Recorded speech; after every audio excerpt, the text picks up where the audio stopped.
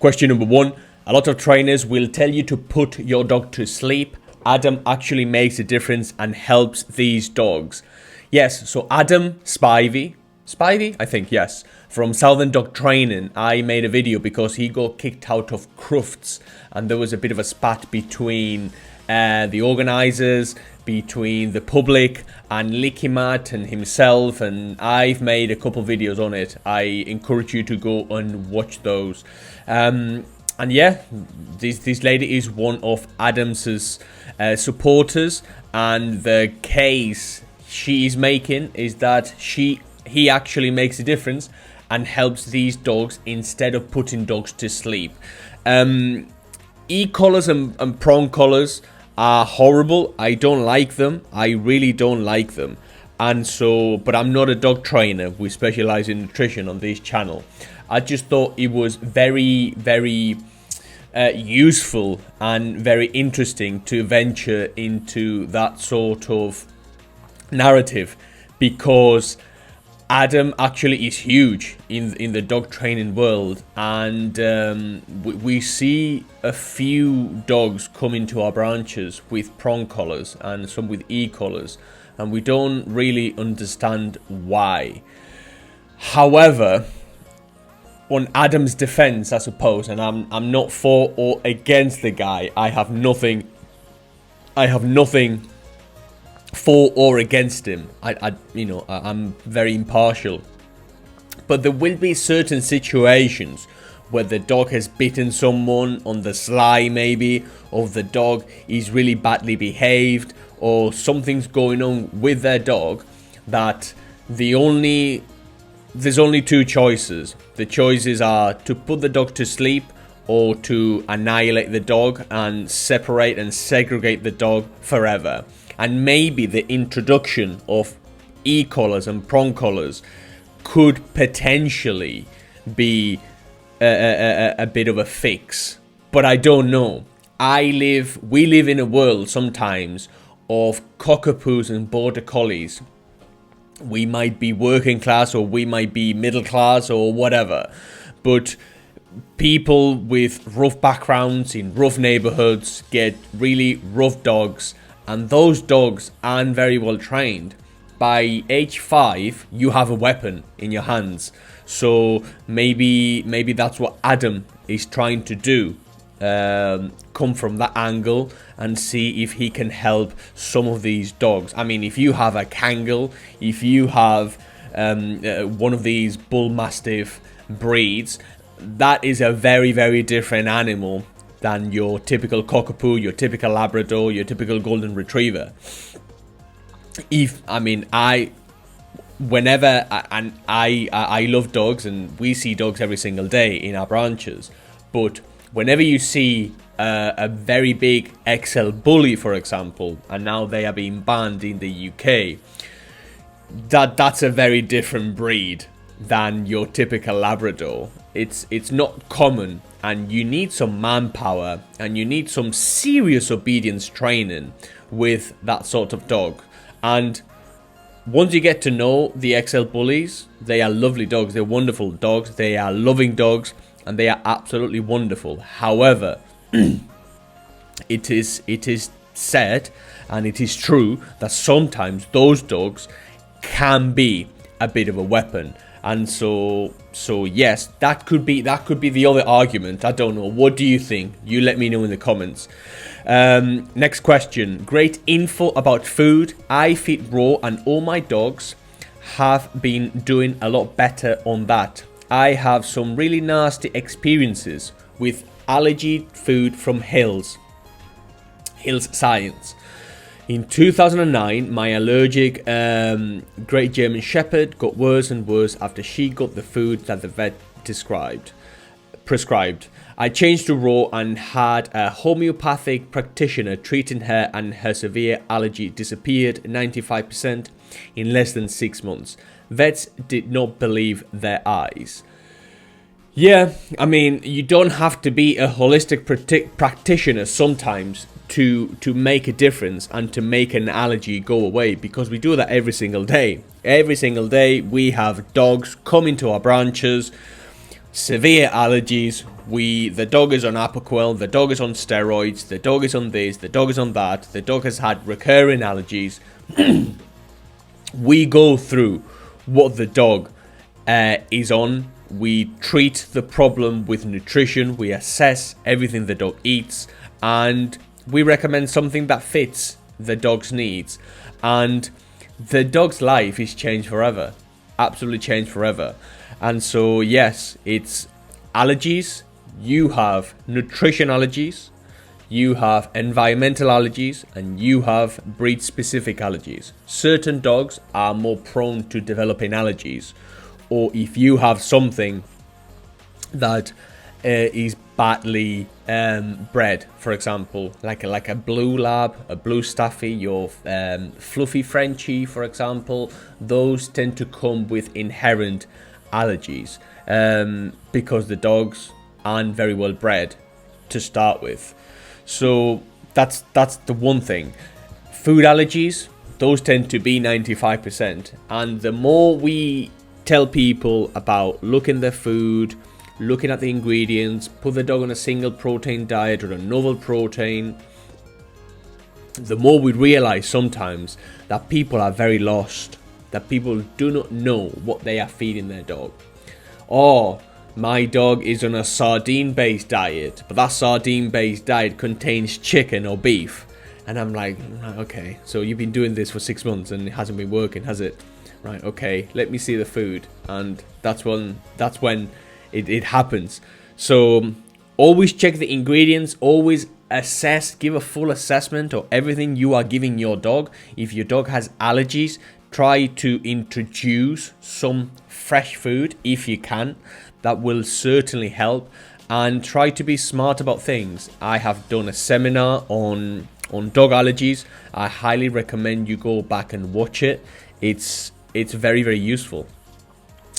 Raw proof, the research paper that changes raw dog food forever. I have made a video and it's coming out pretty soon, and it's on a research paper, a research that was conducted here in the UK. And all the research, virtually all of it, is done by kibble companies. And again, I'm not for or against kibble. I'm not for or against raw dog food. I'm just explaining the information. And one of the things I do really want in the next few years is for more research papers to debunk some of the myths around raw dog food. So this research paper called Raw Proof, I'll release the video soon, examines what happens when you feed dogs a species appropriate diet or fresh food or raw dog food, however you want to call it.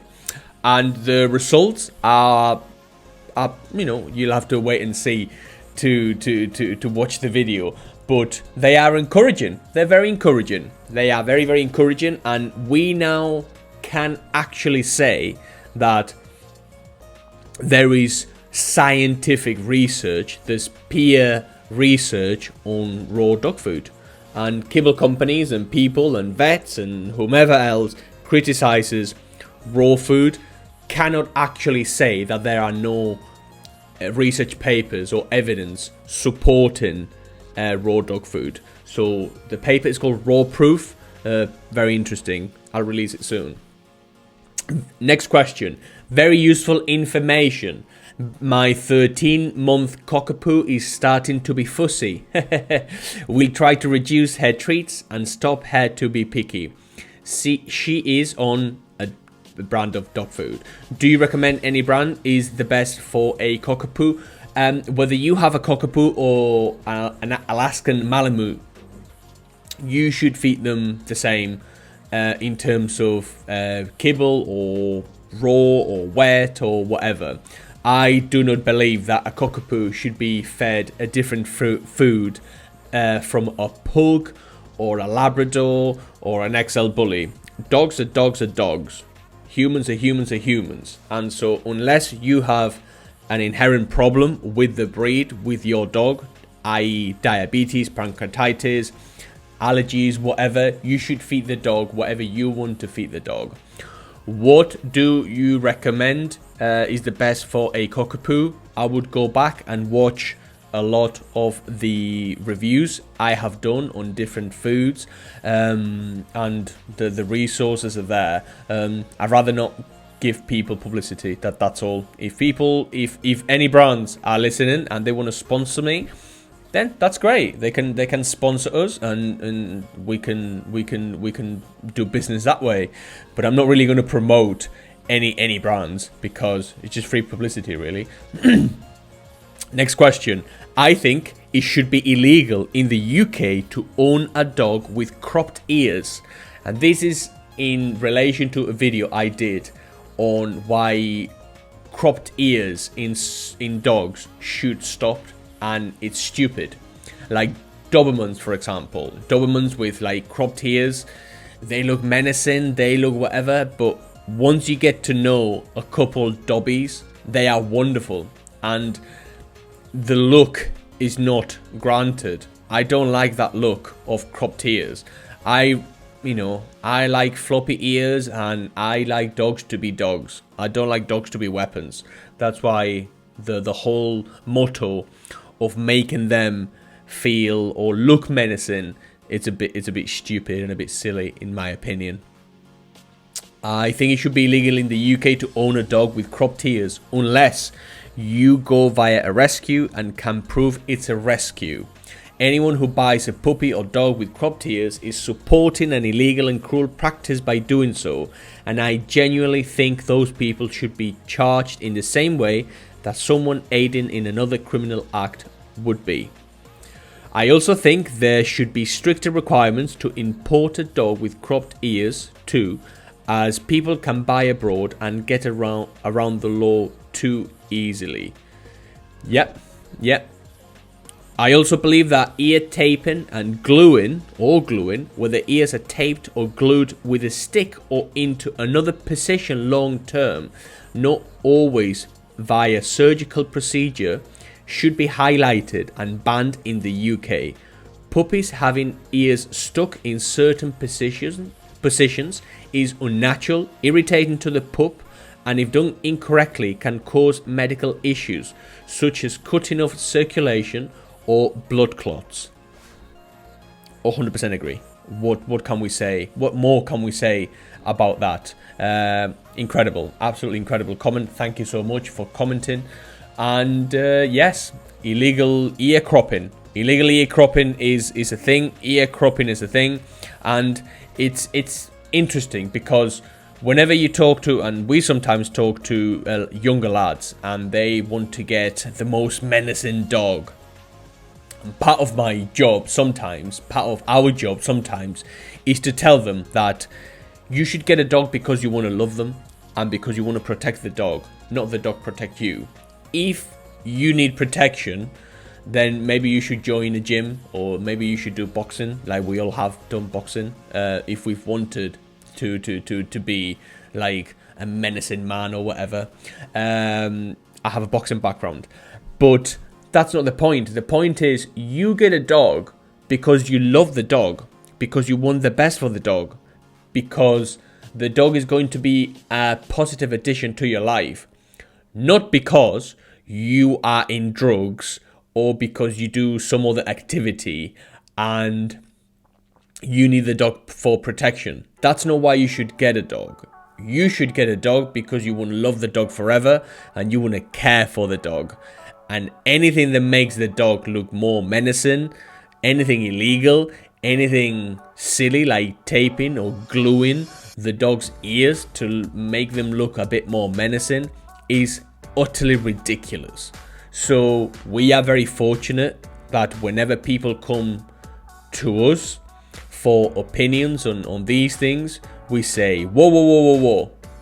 And if we have to lecture them, we lecture them. If we have to be a bit cut and dry, we are cut and dry with them. I do not mind being blunt and telling them to get a bit of a life, basically, and to change their way of thinking. But for the people who actually go on and crop the dog's ears, there should be some ramifications, yes. There should be something around that, because it's not good for the dog, and it's cruel, and I subscribe to everything you said here. So yeah, thank you so much for the question. I also did a video on Dr. Karen Becker, and she said, not Dr. Karen Becker, someone else. I'm for Dr. Karen Becker 200%. And Karen Becker is one of these, well, it was actually, I think, one of the first, if not the first, vet on YouTube that advocate for raw dog food, and her videos were epic at the time. She actually explains pancreatitis and diabetes, and why feeding fresh food is better than feeding processed food, and things that pretty much everyone knows, but when explained as well by anybody.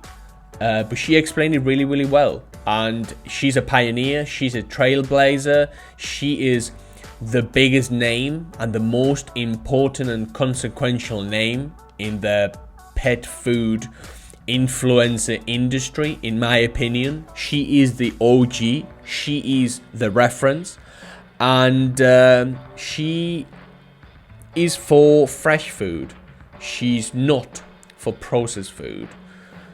That tells you something, I think.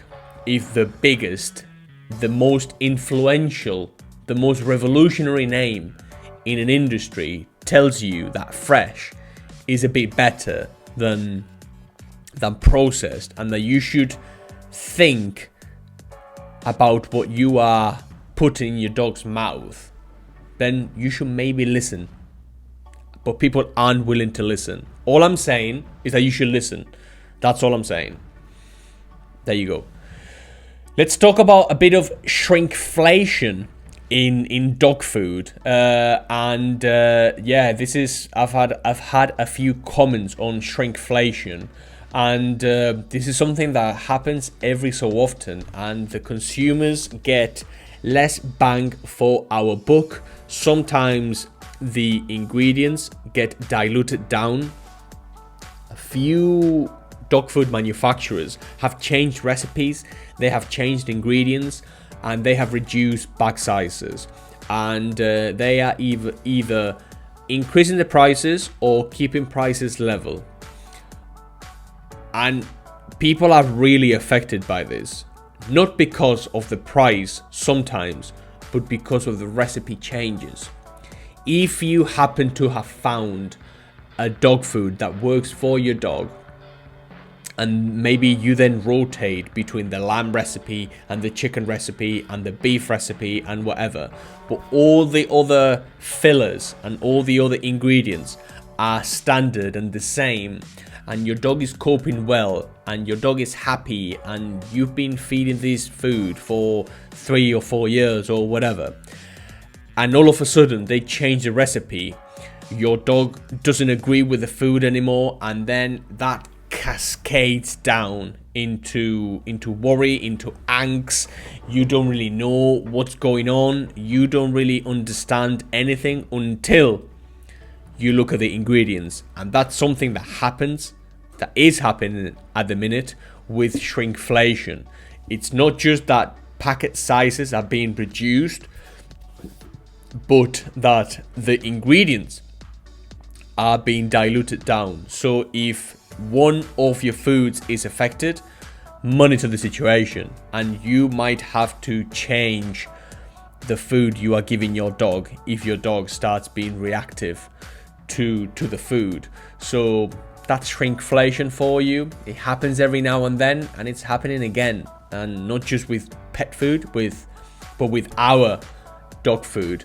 I watched a documentary, very interesting, the other day, and the use of maize starch and corn starch in our foods to dilute down the nutrients and to make fresh ingredients a lesser proportion of the actual recipe is incredible. Like a tin of tomatoes that was maybe say 80% tomatoes, now it's 50% tomatoes, and the difference is made by cornstarch or by other thickening agent.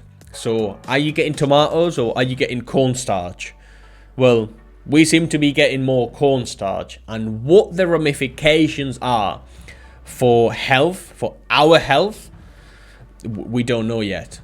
So if we don't know yet for us, let alone for our dogs. So even if you are paying for more, or even if you have to pay more for your pet's food, my recommendation would be make sure that you are paying for what you get.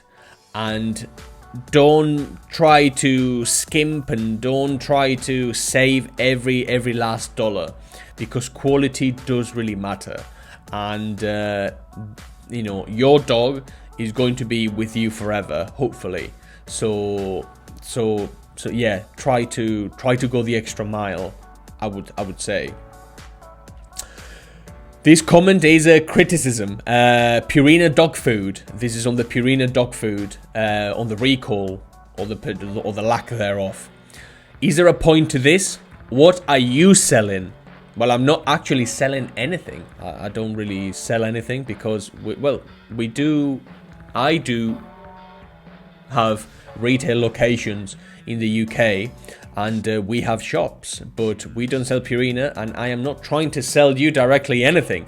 This is for entertainment purposes only. And is there a point to this? Well, it was just a video informative about Purina pet food and why I don't like Purina. I don't think Purina products are very good, but I don't think that we should bash Purina for not having recalled something if they haven't found anything wrong with their food. So we should wait and see. I was actually an advocate for Purina and trying to be a bit open-minded about the whole thing and not criticizing Purina, even though I don't like Purina. So is there a point to this? I don't know. What are you selling? Thepetquarter.co.uk. Wonderful food, wonderful chews, incredible stuff. And yeah, if you want to become a supporter, you can become a supporter. We'd love you forever.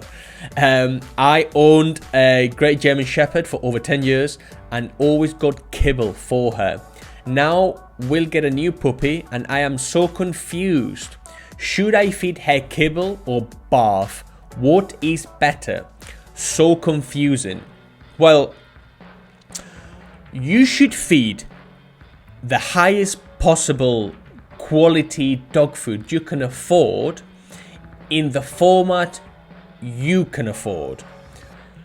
Meaning, if you work 12 hours a day, if you are out and about, if you have a job that's itinerant and you don't really have all that much time left for your dog, it is going to be harder for you to feed raw. So if your lifestyle doesn't allow for raw or doesn't allow for a specific type of food, you should choose the food that goes with your lifestyle, and then try to buy the highest possible quality dog food you can afford. So that's the thing, you know. If you are more familiar with kibble, feed a very high meat content kibble. Feed a cold pressed kibble, even though that doesn't mean anything anymore, or feed something that has been minimally processed. That would be my recommendation.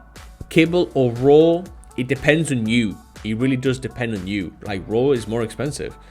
The cost of raw at the minute, even if you are trying to cut down costs, if you have a big dog, raw dog food is going to be quite expensive. I know of someone who owns a Frenchie and is spending £130 per month, which is about $150, $160 a month. And this is on pre-cooked meals.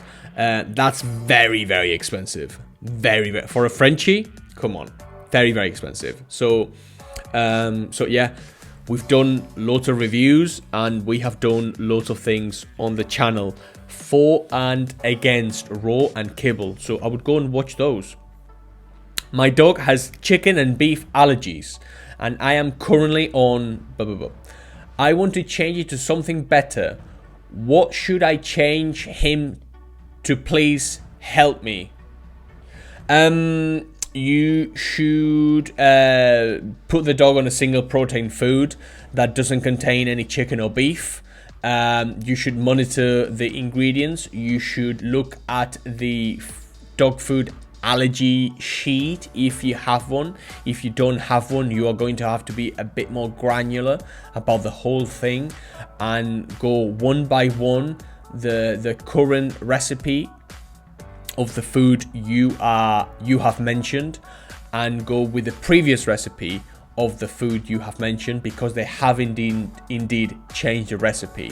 So as I was talking before, your dog's food has been changed, and so you need to go back to the drawing board. If you need further assistance, the petquarter.co.uk tab consultation, book a consultation, will be able to help. Another comment: after rendering the fresh ingredients into kibble, there is very little meat in the food. It is mostly grains. In the USA, that is corn and wheat, two of the cheapest grains there are. We give away wheat and corn to third world countries! ! Hales and Purina charge high prices for their cat cereal. And this was a video on cat food. And yeah, I mean, Hales and Purina and a lot of other dog food companies or cat food companies charge very high prices for cat cereal. And yeah, I mean, I don't like cat food with corn and wheat. Why should we feed our cats wheat and corn? It doesn't make any sense. Bear in mind that even if on the front of the packet it says 50% chicken, once you start cooking chicken, that the water evaporates and the chicken shrinks. So even if I say 80% chicken, once you cook the chicken, it is going to shrink. So yes, you are right. After rendering the fresh ingredients into kibble, there is very little meat in the food. Yes, that is correct. So yeah, absolutely wonderful insight. I love that you guys are so attuned with the whole thing. I probably have the best community there is on the pet world out there. So please like and please subscribe if any of you are not subscribers, and I'll see you in the next one.